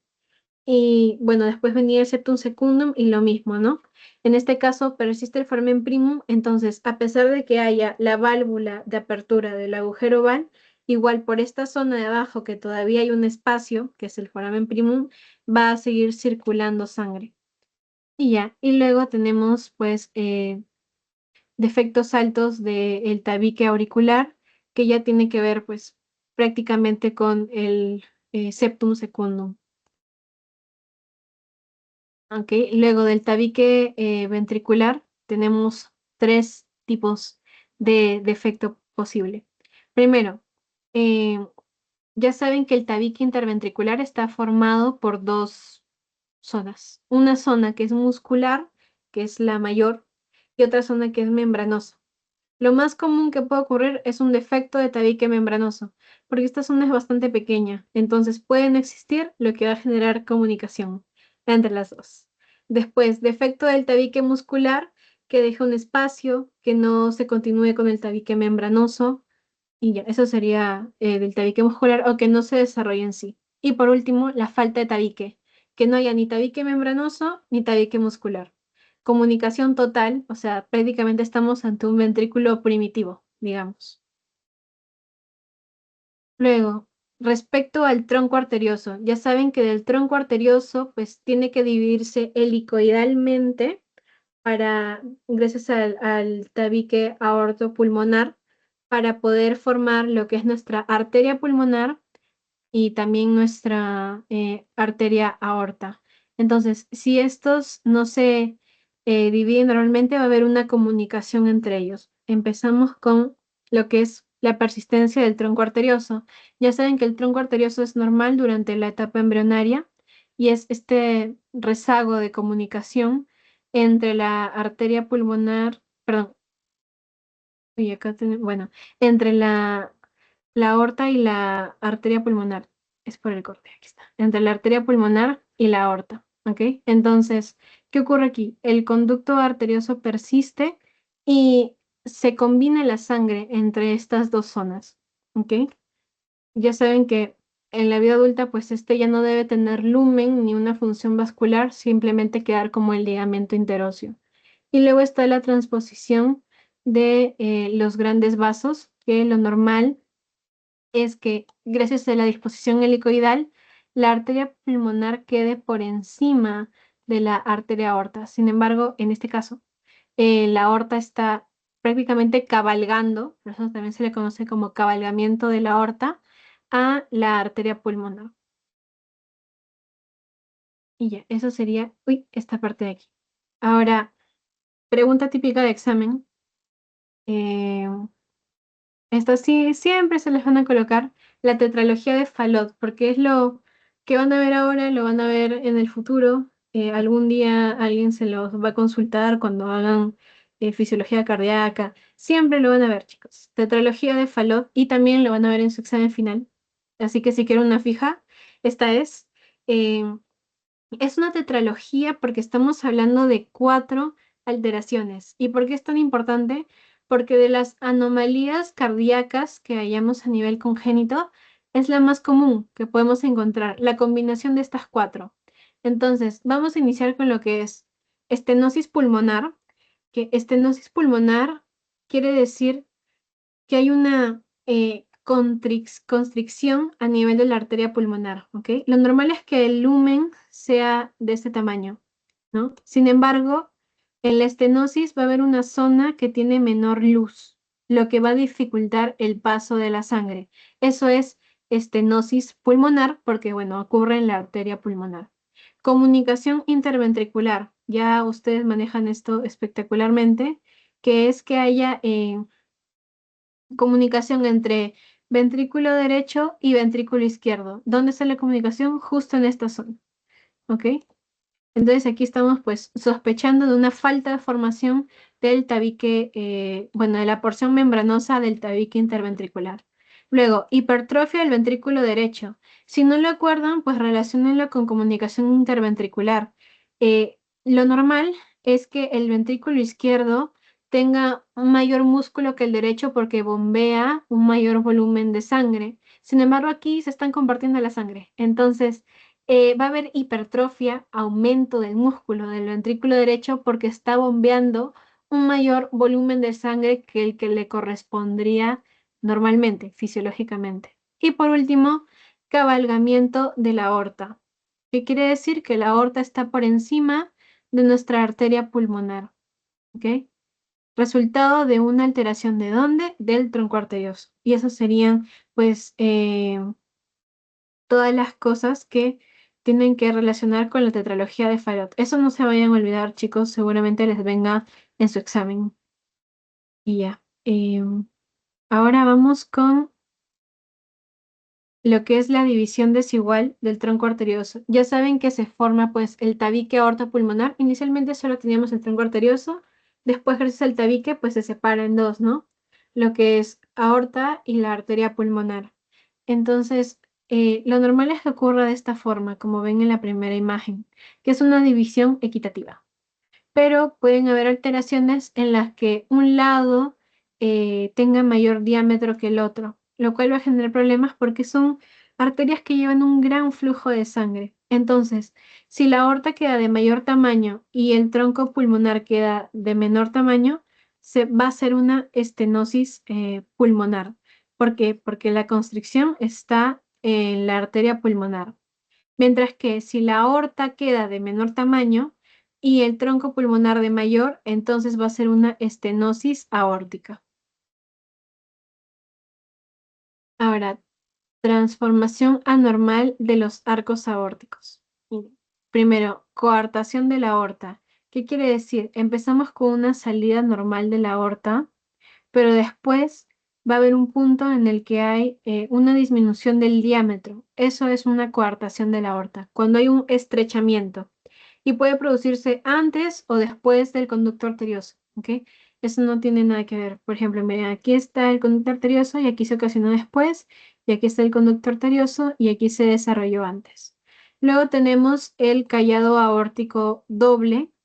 En el caso del callado aórtico eh, doble, prácticamente la aorta le da, o bueno, abraza o engloba totalmente a lo que es la tráquea y el esófago, ¿ok? Cruza por delante de ella y por detrás. Eso genera problemas porque la presión de la tráquea y el esófago puede dificultar el paso de sangre. Y bueno, algo característico del callado aórtico doble es que la porción distal de la aorta dorsal derecha van a persistir. Entonces se forma una especie de anillo vascular que va a recubrir a estos otros sistemas. Luego, la arteria subclavia derecha anómala.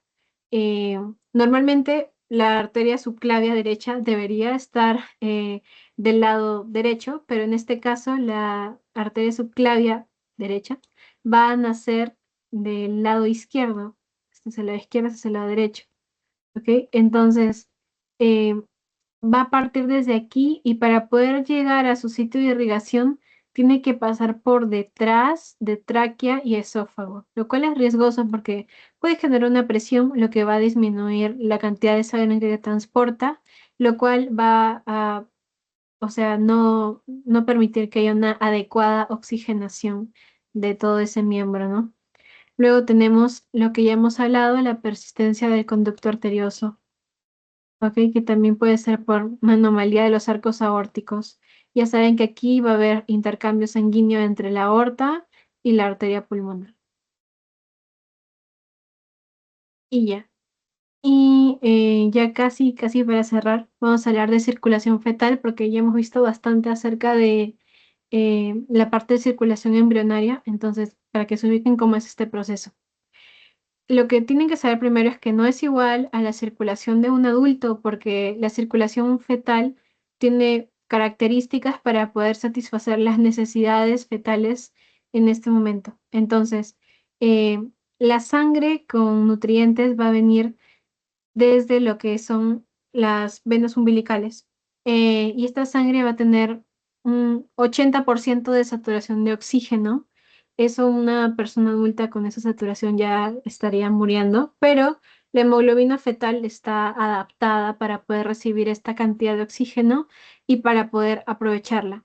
A medida que va circulando este volumen sanguíneo, va a ir disminuyendo su porcentaje de sangre oxigenada, ¿ok? Hasta bajar a aprox 58%.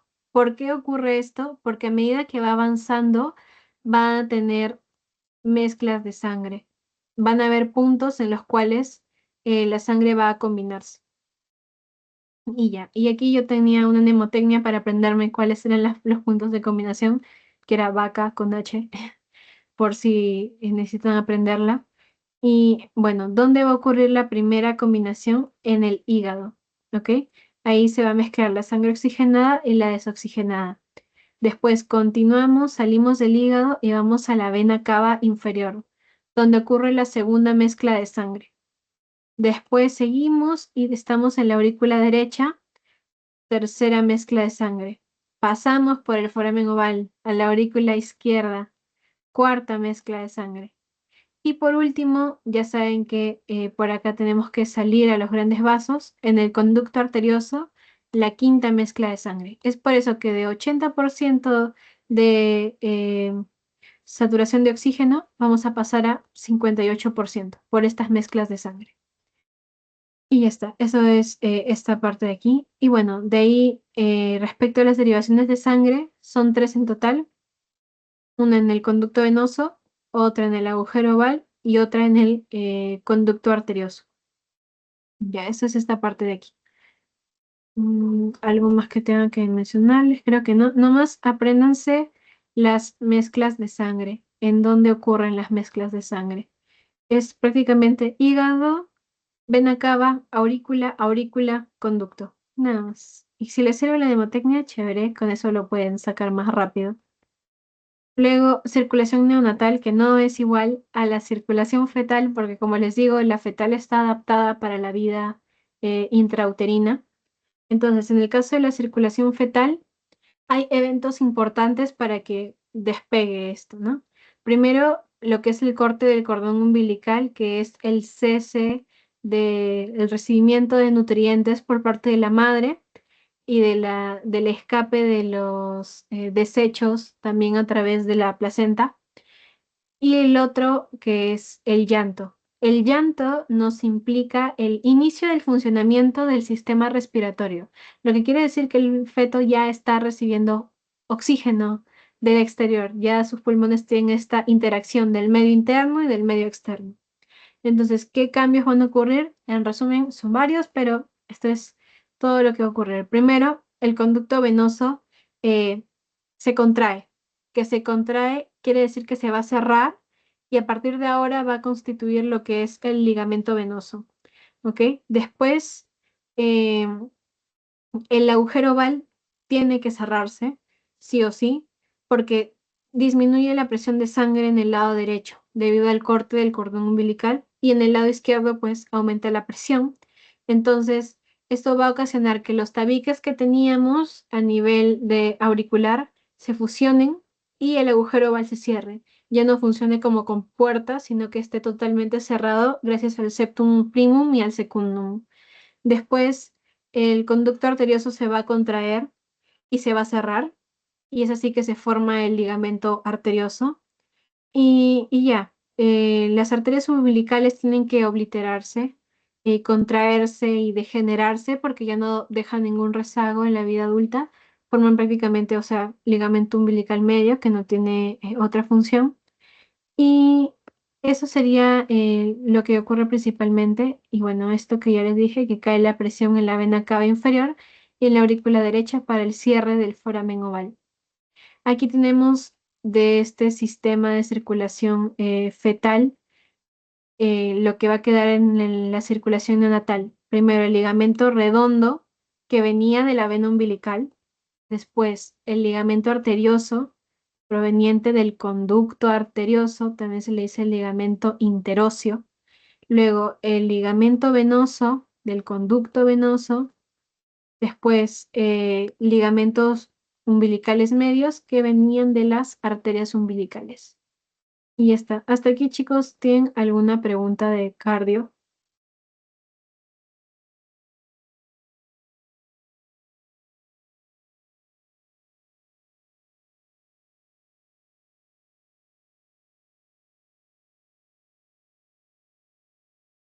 No. Ya, entonces me dicen, ¿quieren seguir directamente con la parte pulmonar o desean un break de 5 minutos? Ustedes me avisan. Si no, seguimos normal.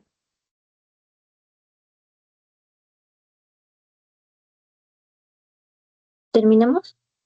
Ok, ¿Seguimos? ya está bien. Entonces vamos a continuar. Respiratorio, no se preocupen, es bastante más corto que la parte de cardio, entonces tranquilos. Eh, Vamos a hablar de desarrollo respiratorio, que es, bueno, sí, cardiovascular y nervioso se desarrollan aprox en la tercera semana. Si hablamos de respiratorio, entonces estamos hablando más o menos de la cuarta semana, ¿ok? Entonces, em, tenemos aquí nuestro embrión, más o menos en la cuarta semana. Ya ven que tiene su curvatura cefálica, perfecto, como hemos visto. ¿Qué va a ocurrir? Vamos a tener el primordio, así como el primordio para saber que iba a haber formación del corazón, era la migración de las células mioblásticas y angioblásticas. Aquí el primordio para saber que se está comenzando a formar los pulmones va a ser el surco laringotraqueal. El surco laringotraqueal es una pequeña así eminencia que se va a formar en esta zona, que luego va a formar un pequeño divertículo, ¿ok? Un divertículo es como un fideíto, y aquí lo pueden ver en la imagen. Ese de ahí es el divertículo laringotraqueal, y es la señal de que ya ahora sí se va a formar lo que es todo el sistema pulmonar, ¿ok? Entonces miren, aquí tienen el surco laringotraqueal, y después de este vamos a tener el divertículo, ¿ok? Señal de que inicia este proceso. Entonces este divertículo, pues de pasar de ser ese fideíto, va a ir poco a poco evolucionando. Y aquí, bueno, tienen toda la imagen de cómo va evolucionando. Primero, lo que quiero que tengan en cuenta es que este divertículo está rodeado de mesodermo, porque este mesodermo más adelante va a formar la pleura que rodea los pulmones, ¿ok? Entonces, lo primero que tenemos que hablar es de los pliegues traqueosofágicos.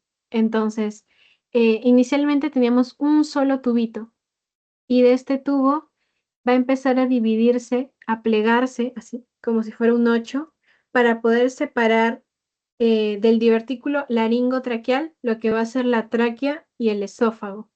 Y aquí tienen la imagen, miren. Si realizamos un corte en esta zona, vamos a ir viendo la evolución. Inicialmente era un tubito, así, ¿ok? Divertículo laringotraqueal. Poco a poco se forman los pliegues, pliegue traqueosofágico, pliegue traqueosofágico, y van a ir tratando de unirse a nivel medial para dividir esófago de lo que es la tráquea, ¿ok? Entonces, una vez que ya tenemos eso, pues aquí en esta imagen lo pueden entender más o menos. Tenemos la división, y este aquí va a ser esófago, y esto va a formar la tráquea, ¿ok? De esta parte de aquí, de esta zona que es la tráquea, vamos a tener lo primero que van a ser las yemas pulmonares, ¿ok? Esta es la yema pulmonar. Y después, bueno, esta va a ir creciendo y va a formar las yemas bronquiales, porque acuérdense que tenemos dos bronquios primarios, uno derecho y otro izquierdo. Esa es la primera señal de la formación de los pulmones. Ahora, aquí está, yemas bronquiales. Estas de aquí son las yemas bronquiales, una derecha y otra izquierda. Y de ellas, pues vamos a tener la formación de los bronquios primarios, derecho e izquierdo. De ellos van a partir, bueno, esto ya lo saben por el anato, esta parte de la división, de ellos parten los bronquios secundarios eh, y después los bronquios terciarios, ¿no? Que es toda esta suma de divisiones, que también, bueno, juegan un papel importante en lo que es la formación de los lóbulos pulmonares. Y bueno, a nivel de la séptima semana ya tenemos los bronquios terciarios Y continúan estas subdivisiones y subdivisiones. Para la semana 27 son 17 ramificaciones en total. Y después del nacimiento, a estas que ya teníamos, van a continuar ramificándose. O sea, lo peculiar de ese sistema es que no se forma totalmente durante la etapa embrionaria, sino que después del nacimiento continúa la formación y los bronquiolos pues siguen ramificándose hasta después del nacimiento, casi hasta los 10 años. Ahora, ¿de qué capa germinativa van a partir los pulmones o el aparato respiratorio? Del endodermo. Es el que va a formar el epitelio y las glándulas características de este sistema. Mientras que el mesodermo, como les dije, que era el que rodeaba la zona, aquí como ven en la imagen, que es el de naranjita, el que rodea la zona, es el que va a formar tejido conectivo, tejido de sostén, capilares, que ya saben que todo el sistema vascular viene del mesodermo, y también, muy importante, la pleura. Y también hay regulación molecular, no es como en el corazón que son varios, aquí se les menciona uno específicamente, que es el TBX4. El TBX4 juega un papel importante en la localización del esbozo pulmonar, o sea, de dónde van a formarse los pulmones más adelante. También lo podemos encontrar en el endodermo del tejido digestivo y va a inducir la diferenciación para que la parte esofágica tenga características diferentes a la parte traqueal. ¿Ok? Ahora, etapas del desarrollo pulmonar, que es lo que más les van a preguntar en el examen, así que esta parte sí, chicos, esto es lo que siempre vienen. Son 4 etapas en total. Iniciamos con la pseudoglandular, que se llama así porque prácticamente si realizamos un corte histológico, vamos a ver que el pulmón tiene bueno, los bronquios pulmonares tienen una apariencia de glándula, ¿ok? Y esto se desarrolla desde la semana 5 hasta la semana 17. En este momento es imposible que haya respiración porque solamente tenemos bronquios y bronquiolos terminales. Este sería el bronquio y este el bronquiolo terminal. Después, segunda etapa, canalicular. Esta etapa va desde la semana 16-17 hasta la semana 25. En esta etapa ya hay más bronquiolos terminales. Antes eran muy pocos. Miren, aquí pueden observar en la imagen. ¿Ok? Lo que vamos a encontrar al final de la etapa canalicular son los bronquiolos respiratorios y también en la semana 25 sacos terminales, que el saco terminal, si lo han visto en esto, es previo a la formación del alveolo, están previos al alveolo y tienen una pared bastante delgada y gran vascularización, porque acuérdense que el tejido pulmonar tiene que ser altamente vascularizado y también delgado para poder permitir el intercambio de gases. En esta etapa la respiración es posible, pero se dice que todavía no es lo ideal para que sea compatible con la vida. Después tenemos de la semana 24 al nacimiento. Lo más importante de esta semana son los neumocitos tipo 2. Ya saben que los neumocitos tipo 1 pues son característicos de este parénquima, ¿no? Pero los neumocitos tipo 2 son productores de surfactante. El surfactante es un líquido tensoactivo que evita que el alveolo colapse debido al llenado de aire, ¿no? Entonces mantiene la presión alveolar adecuada y va a evitar que el alveolo reviente ejerciendo su función. Por eso son muy importantes para la respiración. Entonces, en la etapa secular terminal, además de todo lo que tenemos, o sea, que el epitelio está delgado, que van a aumentar los sacos terminales, lo más interesante es la producción de surfactante por los neumocitos. Es por eso que más o menos en esta etapa empezamos a decir que sí existe la posibilidad de que si hay un parto precoz, pueda sobrevivir el feto fuera de este ambiente. Luego tenemos la etapa alveolar, que es la etapa final.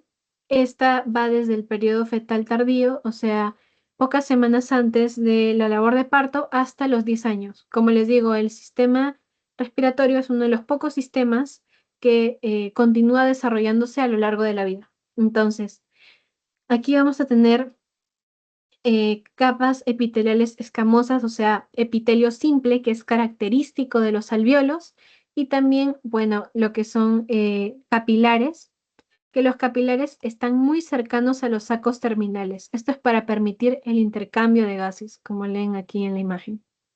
¿Ok? Antes del nacimiento, los alvéolos están inmaduros. Después del nacimiento, gracias a la primera respiración, los alvéolos van a comenzar a madurar. Y ya, el 95% de los casos terminan de desarrollar el sistema respiratorio después del nacimiento, mientras que hay un 5% de casos que pues sí completan el desarrollo durante la vida intrauterina. Y ahora, malformaciones congénitas del aparato respiratorio. Primero, vamos por partes, iniciando por la laringe. Tenemos lo que es la atresia laringea, que ya saben que es pues esta especie de constricción en el inicio de la laringe. Esto genera obstrucción total de las vías aéreas y es rara y ocurre porque la laringe no tiene recanalización, ¿ok? Entonces, después tenemos lo que es la membrana laringea, que es esta membrana de aquí. Se me dificulta un poco encontrar una imagen de esta de aquí, porque es muy poco común. Y quiere decir que la laringe se recanalizó incompletamente. Y la membrana usualmente se encuentra a nivel de las cuerdas vocales y a diferencia de la atresia, pues en este caso va a generar una obstrucción parcial, porque la membrana no llega a cubrir totalmente el área. Luego, malformaciones de tráquea, esta que sí se les van a preguntar, es la más típica que les preguntan en las pruebas, la fístula traqueosofágica. Recordemos que inicialmente partimos de un solo tubo, el cual tiene que dividirse por tabicación en tráquea y en esófago, hasta separarse por completo.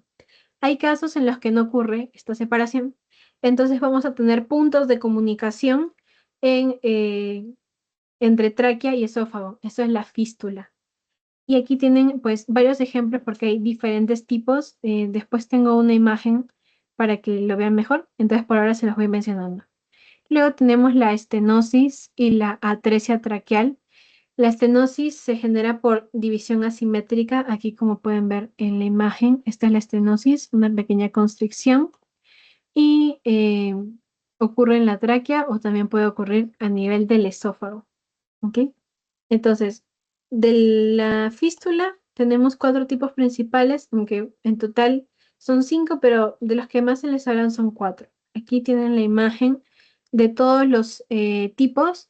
La más común es la distal. ¿Ok? Entonces, les voy explicando uno por uno.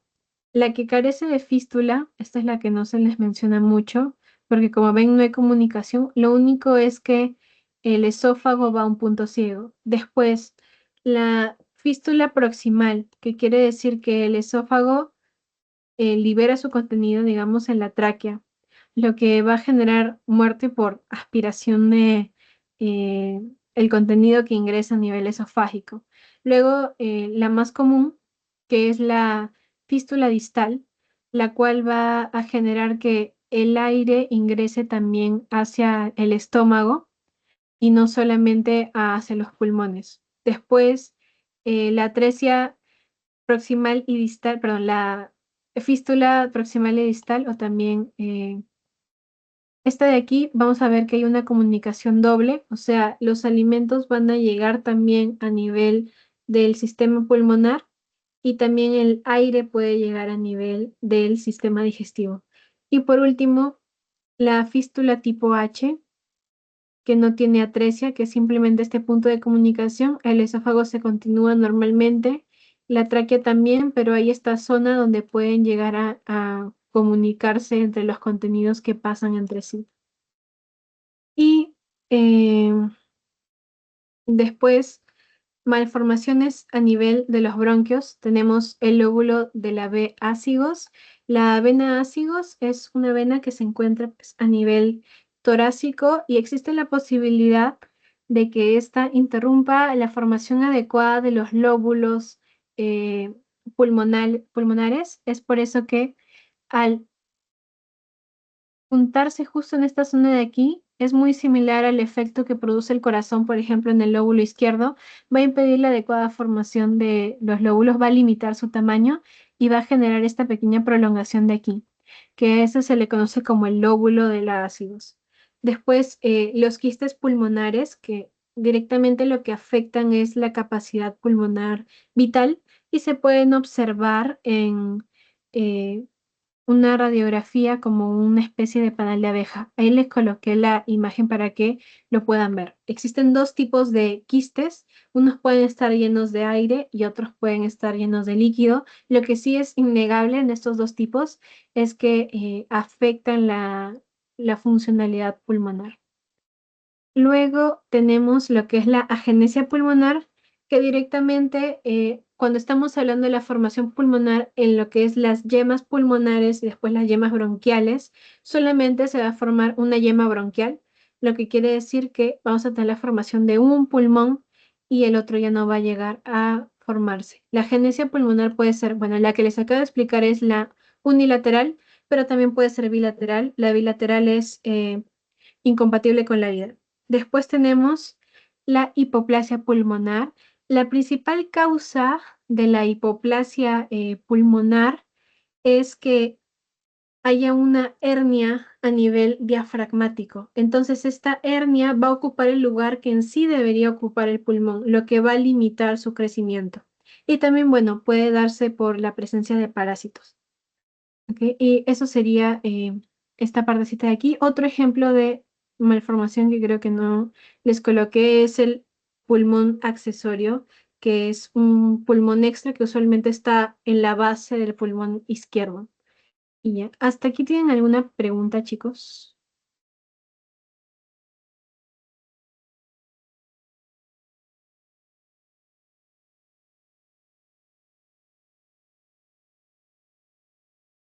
Nada. Bueno, entonces les muestro la Biblia que ya la conocen. En este caso, bueno, Langman y Moore, que es lo que siempre se utiliza pues para explicar la parte de embrio, y el Netter por las imágenes que les coloqué en la parte de cardio. Eso sería todo por esta parte. Sé que fue una clase un poquito extensa. Y ya chicos, muchas gracias por su paciencia y por quedarse hasta el final. Y espero que les haya ido muy bien en su examen de anatomía y que, bueno, ya se estén preparando para los exámenes finales, que parece que falta bastante, pero siento que ya estamos bastante cerca. Entonces, no se arriesguen a estudiar a último minuto, porque sé que, bueno, su ciclo es bastante complicado